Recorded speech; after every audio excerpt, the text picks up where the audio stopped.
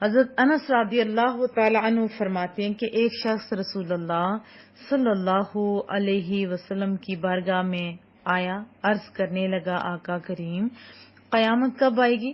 تو رسول اللہ صلی اللہ علیہ وسلم نے بڑا ہی پیارا سا جواب دیا، فرمایا تو نے اس کے لیے تیاری کتنی کی ہے؟ عرض کیا آقا کریم اتنی نماز روزے تو میرے پاس نہیں، ہاں یہ بات ہے کہ اللہ تعالی اور اس کے محبوب سے محبت رکھتا ہوں۔ یہ سن کر سرکار صلی اللہ علیہ وسلم نے اسے یوں خوشخبری دی کہ انسان اسی کے ساتھ ہوگا جس کے ساتھ اس سے محبت ہوئی، اور تو بھی اپنے محبوب کے ساتھ ہوگا۔ یہ حدیث طیبہ میں نے آپ کو صحیح بخاری سے سنائی ہے، صحیح مسلم میں ہے، جامع ترمذی میں ہے، سنن ابو داود میں، مسند احمد میں۔ یہ بہت ہی خوبصورت حدیث طیبہ ہے۔ اس سے ہم اپنا بھی محاسبہ کر سکتے ہیں کہ ہم لوگ کس سے زیادہ پیار کرتے ہیں، کیونکہ جس سے پیار کریں گے قیامت والے دن اسی کے ساتھ اٹھائے جائیں گے۔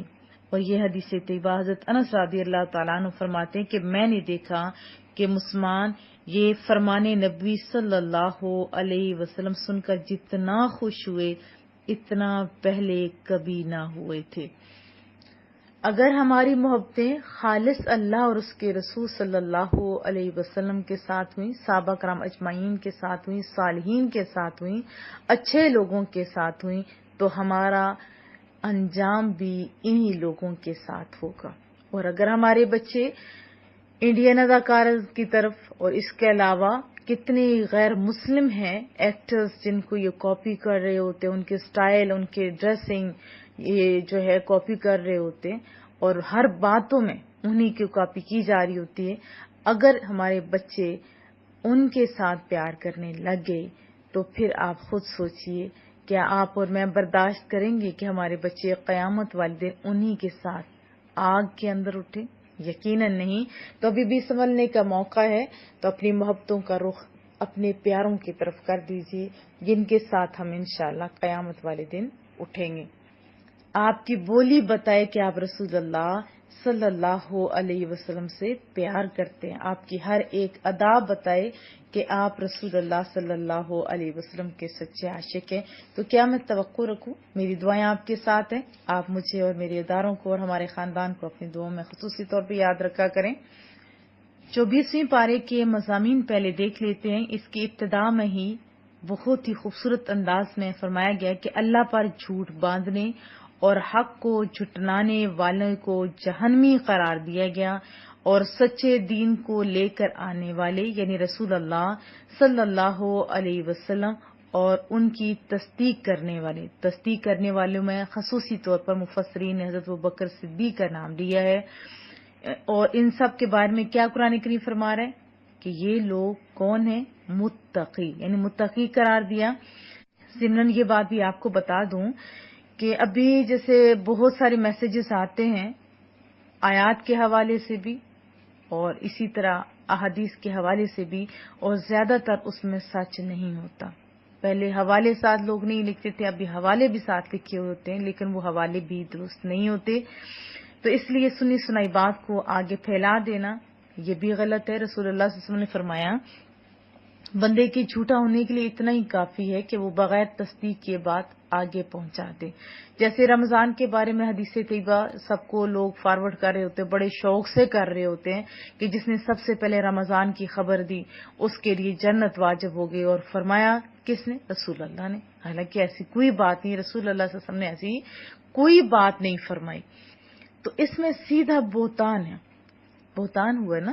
اور رسول اللہ صلی اللہ علیہ وسلم نے یہ ضرور فرمایا ہے کہ جو جھوٹ مجھ پہ باندھے گا یعنی جھوٹا بہتان لگائے گا یا جھوٹی حدیث میری طرف منسوب کرے گا وہ کبھی جنت میں نہیں جا سکتا، اس لیے ہمیں محتاط ہونا ہوگا۔ آیت 38 میں بتایا گیا کہ اللہ کی قدرت پر کسی کا بس نہیں چلتا۔ 41 میں بتایا کہ رسول اللہ صلی اللہ علیہ وسلم کو اللہ پاک تسلی دیتے ہوئے فرما رہا ہے کہ ہم نے آپ پر حق پر مبنی کتاب نازل کی، سو جو بھی ہدایت کو اختیار کرے اس کا اسی کو فائدہ ہوگا، اور جو گمراہی کو اختیار کرے گا اس کا وبال بھی کس پہ ہوگا؟ اسی پر ہوگا۔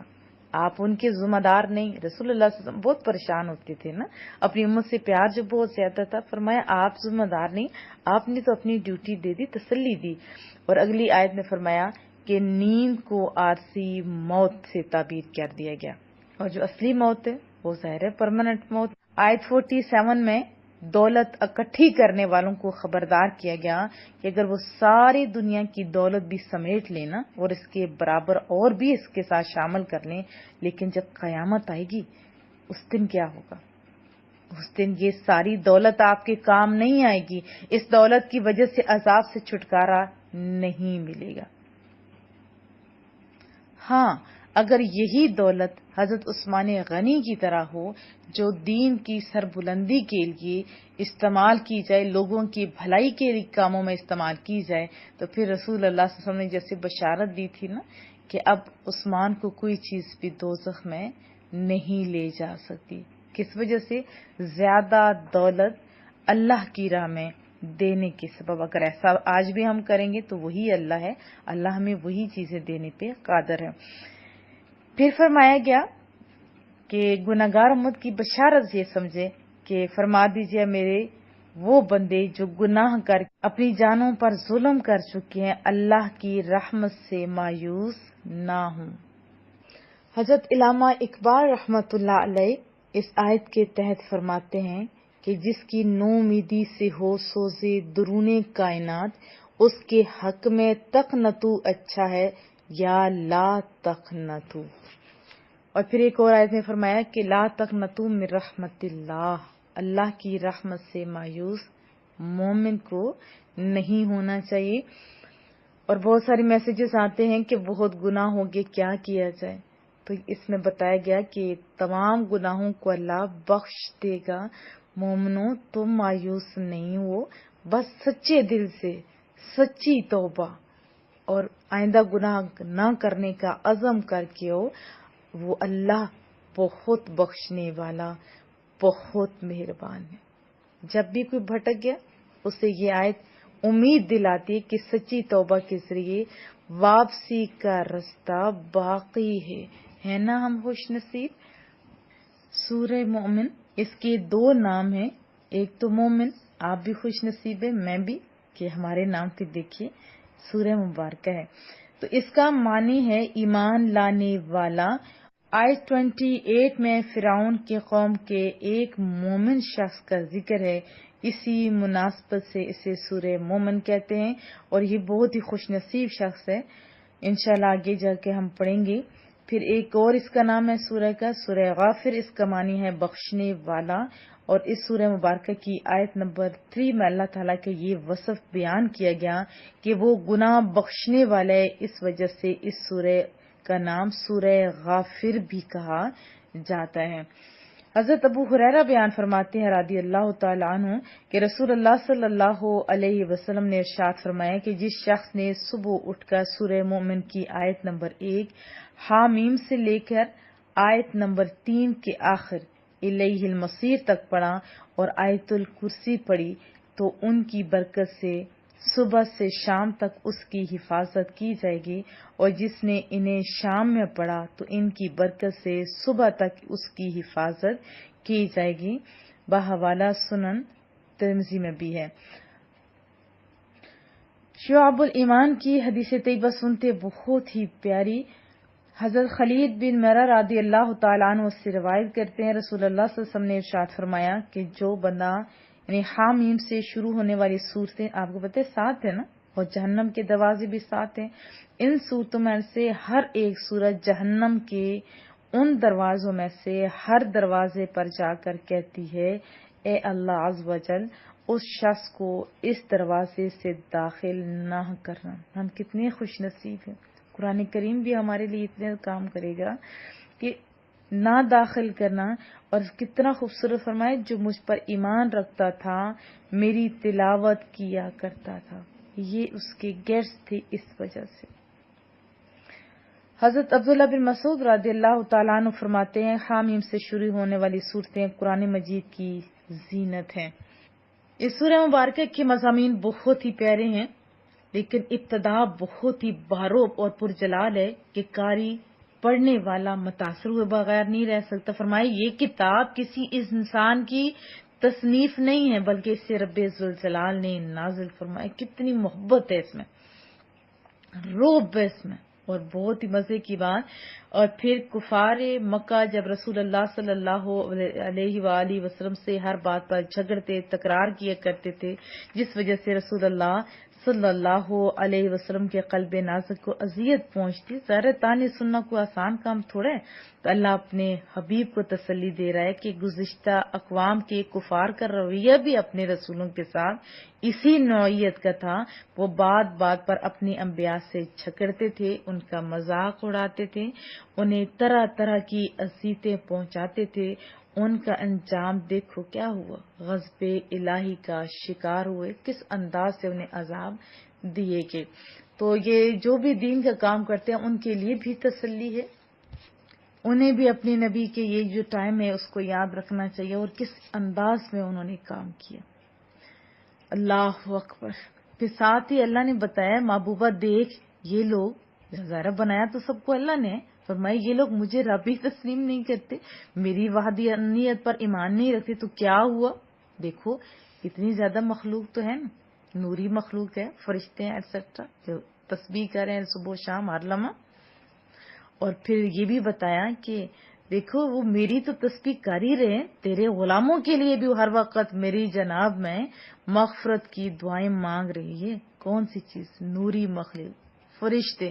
اور یہ فرشتے صرف نیک اور متقی لوگوں کی بلندی درجات کے لیے دعا گو نہیں ہیں بلکہ ان کے والدین. دیکھیں کتنا فائدہ ہوتا ہے، خالی ایک بھی بندہ نیک ہو تو اس کو اپنا دیکھنا چاہیے، ان کے والدین، پھر ان کے بچوں کی بخشش اور بلندی درجات کے لیے بھی مصروف التجا رہتے. تو کتنا ایک بندے کی نیکی اوپر نیچے دونوں نسلوں کے لیے فائدہ مند، بلکہ زیادہ نسلوں کے لیے اگر سارے کے سارے نیک ہو جائیں.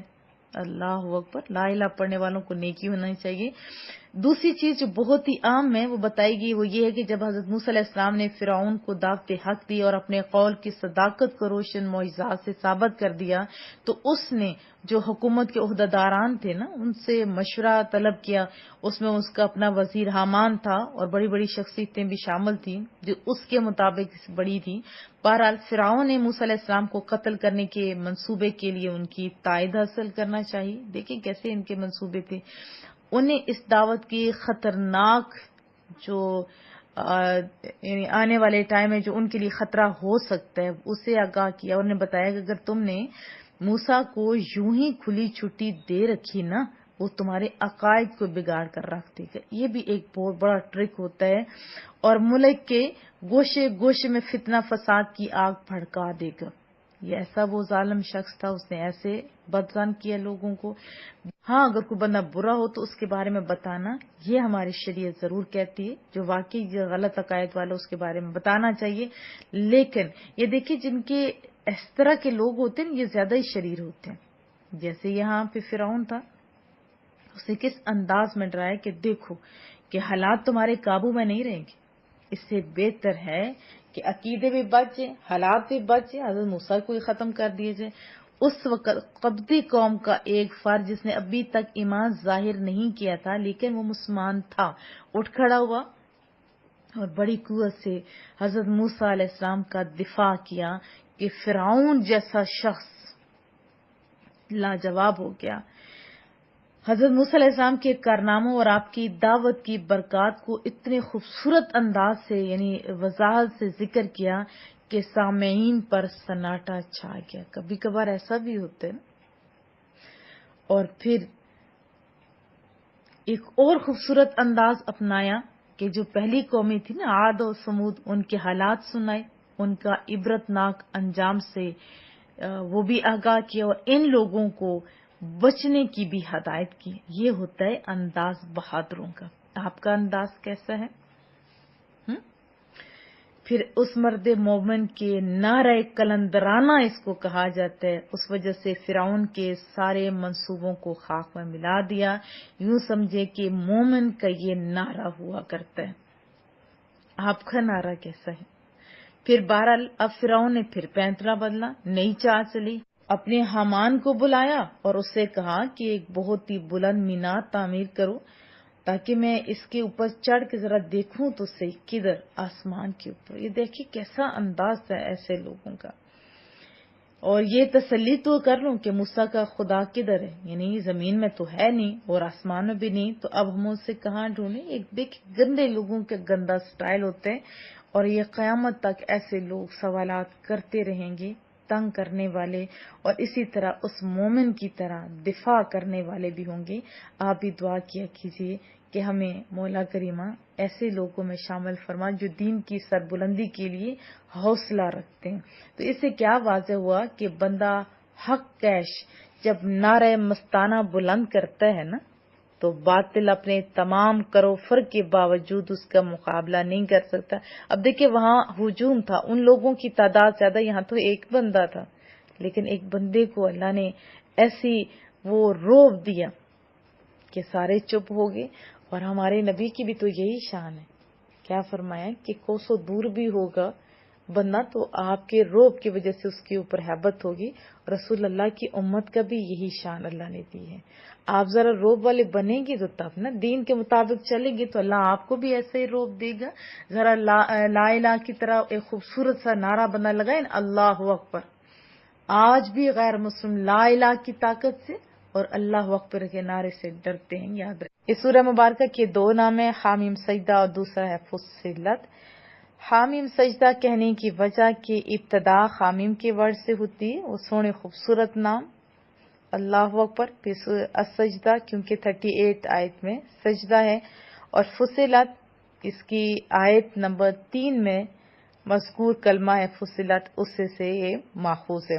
حضرت خلیل بن مرہ رضی اللہ تعالیٰ عنہ فرماتے ہیں کہ رسول اللہ صلی اللہ علیہ وسلم سورہ تبارک الذی اور حامیم سجدہ کی تلاوت کیے بغیر نیند نہیں فرماتے تھے، بحوالہ شعب الایمان۔ آپ بھی بھلا پڑھ کے سوتے ہیں؟ اس سورہ مبارکہ کے مضامین بھی بہت پیارے ہیں۔ اصل میں جب ابتدا میں بہت ہی مزاحمت کے باوجود بھی آئے دن لوگ مسلمان ہو رہے تھے، اور خصوصی طور پر حضرت حمزہ جو بہت ہی نامور ہستی تھی، بہت ہی بہادر انسان تھے، جیسے ہی انہوں نے اسلام قبول کیا تو قریش والے پہلے ہی ذہنی صدمہ کا شکار تھے۔ اب تو وہ سوچنے پہ مجبور ہو کے انہوں نے میٹنگ بٹھائی۔ عتبہ بن ربیعہ جو وہاں پہ موجود تھا، اس نے کہا کہ میں جاتا ہوں رسول اللہ کے پاس، انہیں جا کے سمجھاتا ہوں۔ بہرحال جب اس نے لمبی چوڑی تقریر کی تو اس کے جواب میں رسول اللہ صلی اللہ علیہ وسلم نے صرف سورہ سجدہ کی تلاوت فرمائی۔ یہ سننے کی دیر تھی، وہ بندہ اپنا منہ لے کے واپس چلا گیا کیونکہ وہ ناکام ہو چکا ہوا تھا۔ اب ان کی بد نصیبی دیکھیے، دھیان سے کلام نہیں سنتے تھے، بس اعتراضات کی بھوچاڑ دی۔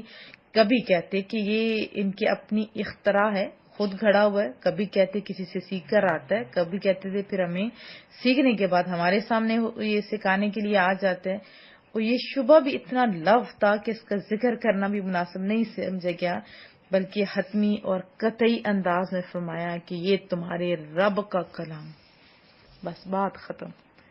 عقل کے اندھے نہ ان کی بات یہ سمجھ میں آ رہی تھی کہ قرآن کریم کے بارے میں، نہ رسول اللہ صلی اللہ علیہ وسلم کے بارے میں، اور انہیں ایک اور بھی بہت بڑا اعتراض تھا کہ دیکھیے اتنے خدا سارے مل کے جو انہوں نے بنائے ہوئے تھے نظام چلانے کے لیے، اس کے مقابلے میں ایک خدا، یہ بھی ان کی عقل تسلیم نہیں کرتی تھی۔ اللہ کی عقل والے بندے یہی سمجھ سکتے ہیں کہ اگر ایک گھر میں 2 سربراہ ہوں تو گھر نہیں چلتا۔ ایک ہی شہر کے اندر، ایک ہی ملک کے اندر، یا کسی بھی تنظیم کے جب 2 ہیڈ ہو جاتے ہیں تو وہ ادارے چلا نہیں کرتے۔ تو اتنی بڑی دنیا کا نظام 2 کیسے بھلا چلا سکتے؟ دیکھیں ایک بندے کا دل ہو کہ بارش ہو، دوسرے کا کیا ہو کہ نہیں ہو، تو پھر ایک کہے گا نہیں نہیں، دوسرا کہ ہاں، تو پھر کیا ہو جائے گا؟ لڑائی ہوئے گی نا، نظام درم برد ہو جائے گا۔ تو یہ بات جو سمجھ آنے والی تھی وہ انہیں سمجھ نہیں آ رہی تھی۔ پھر قرآن کریم کے اندر بڑے خوبصورت انداز میں ان کو کہا کہ اگر تم لوگوں نے یہ جو روش اختیار کی ہوئی ہے نا، اس سے باز نہیں آئے تو تمہارا بھی انجام وہی ہوگا جو تم سے پہلے قوموں کا ہوا ہے، کیونکہ پہلی قومیں تم سے ہر لحاظ سے افضل و اولیٰ تھی، یعنی مادی ترقی کے لحاظ سے۔ اور پھر قیامت کا ذکر بھی فرمایا کہ جو کچھ تم کر رہے ہو نا لوگوں، قیامت والے دن یہ تمہارے عذاب بتائیں گے۔ یہ بھی بڑا خوبصورت انداز ہے قرآن کریم کا۔ اور کفار اپنے تمام ہیلے چونکہ وہ لا چکے ہوئے تھے تاکہ اسلام رک جائے، لیکن کلام الہی کی اثر انگیزی، اللہ اکبر، سارے منصوبوں کو خاک میں ملا دیا۔ اب ظالموں نے یہ طے کیا کہ جہاں قرآن کریم کی تلاوت ہو رہی ہوگی اس محفل میں اتنا شور و غل کیا جائے کہ لوگ قرآن کریم سن ہی نہ سکیں، لیکن ان کی یہ تدبیر بھی صحیح ثابت نہ ہوئی۔ اس سورہ مبارکہ میں پھر اہل ایمان کی شان بھی بتائی گی اور آخر میں جو انہیں انعام ملیں گے اس کا بھی تذکرہ فرمایا، ساتھ ہی اچھے اخلاق کا بھی ذکر کیا۔ اچھے اخلاق، آپ کے اخلاق کیسے ہیں ذرا سوچیے، آپ کتنی عبادات کیوں نہ کر لیں، لیکن اگر آپ کے اخلاق اچھے نہیں تو دیکھیے اس سے بھی لوگوں پہ غلط تاثر ہوتا ہے۔ اپنی اخلاق اچھے کیجیے، اپنی آخرت کی تیاری کیجیے اور قرآن کریم کے ساتھ مخلص ہو کے لگ جائیے۔ اس کے ساتھ لگنے سے آپ کی دنیا سنور جائے گی۔ قرآن کریم کے ساتھ اپنا تعلق مضبوط کریں گے تو آپ کی آخرت بھی سنور جائے گی، آپ کو ہر بیماری کی شفا بھی ادھر سے ملے گی، کیونکہ یہ قرآن مومنوں کے لیے ہدایت کے ساتھ شفا بھی ہے۔ تو کیا میں توقع رکھوں؟ قرآن کریم کے ساتھ جب ہمارا تعلق مضبوط ہوگا نا، پھر ہمارا تعلق رسول اللہ سے بھی مضبوط ہو جائے گا انشاءاللہ۔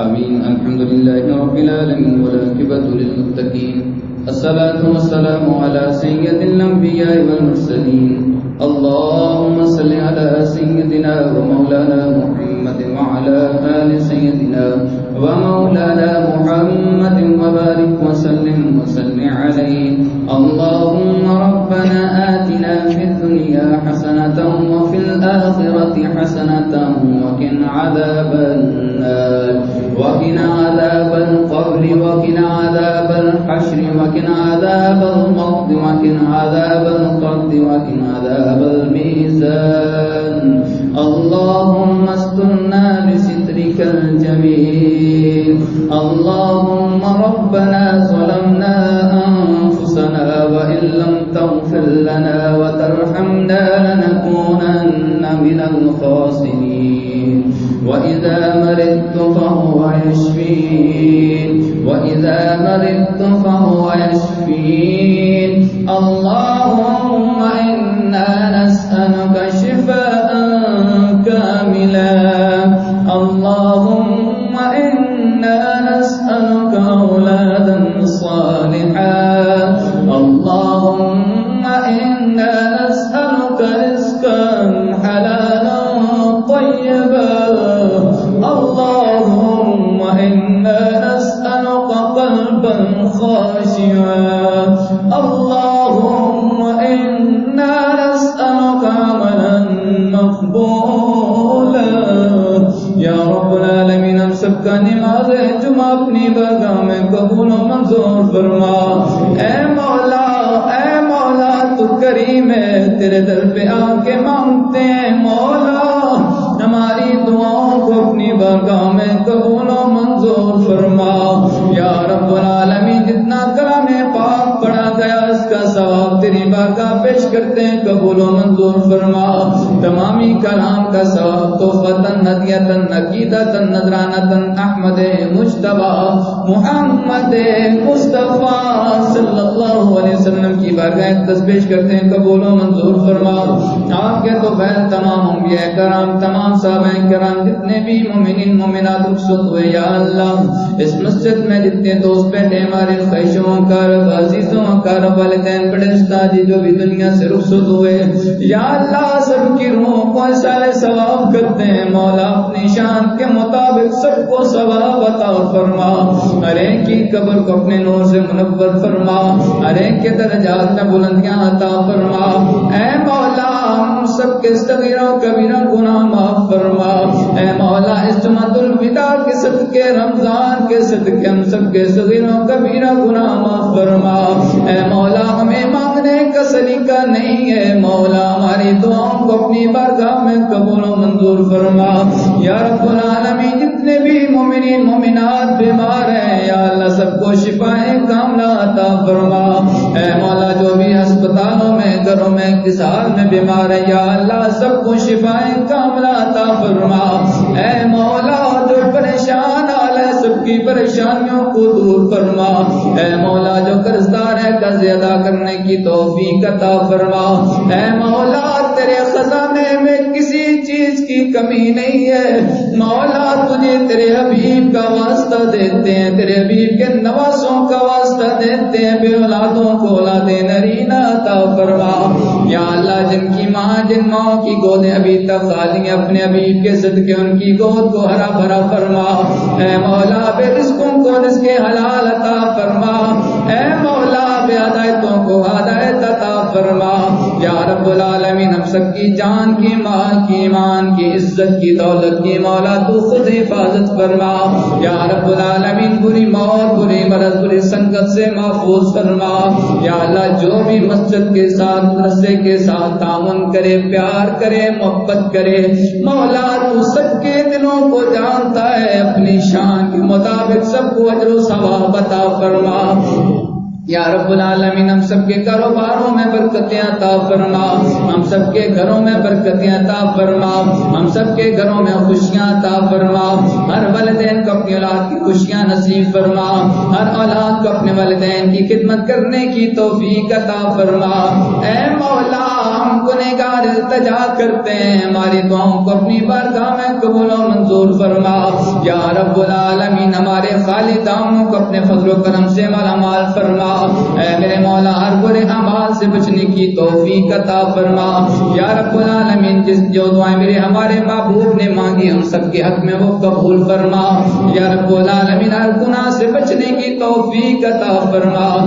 اے مولا پاکستان کی خیر فرما، پاکستان میں رہنے والوں کی خیر فرما۔ یا اللہ پوری دنیا میں جہاں مسلمان پس رہے ان کی خود حفاظت فرما، فلسطین میں مسلمانوں کی حفاظت فرما، کشمیر میں مسلمانوں کی حفاظت فرما، لیبیا میں مسلمانوں کی حفاظت فرما۔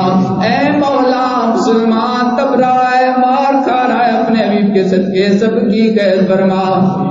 یا اللہ جو باہر کمانے کے لیے گئے ان کی ایمانوں کی خود حفاظت فرما، ان کے جانوں کی خود حفاظت فرما۔ اے مولا کسی کا محتاج نہ فرما، اپنے خزانے غیب سے رزق حلال عطا فرما۔ اور آخری وقت اپنے حبیب کا کلمہ لا الہ الا اللہ محمد رسول اللہ پڑھنے کی توفیق عطا فرما۔ اللہم ربنا تقبل منا، اللهم ربنا تقبل منا إنك أنت السميع العليم، إنك أنت السميع العليم وتب علينا إنك أنت التواب الرحيم۔ وصلى الله تعالى على رسوله وخير خلقه محمد وعلى آله وأصحابه وأزواجه وذريته وعلماء ملته وأهل سنته أجمعين برحمتك يا أرحم الراحمين۔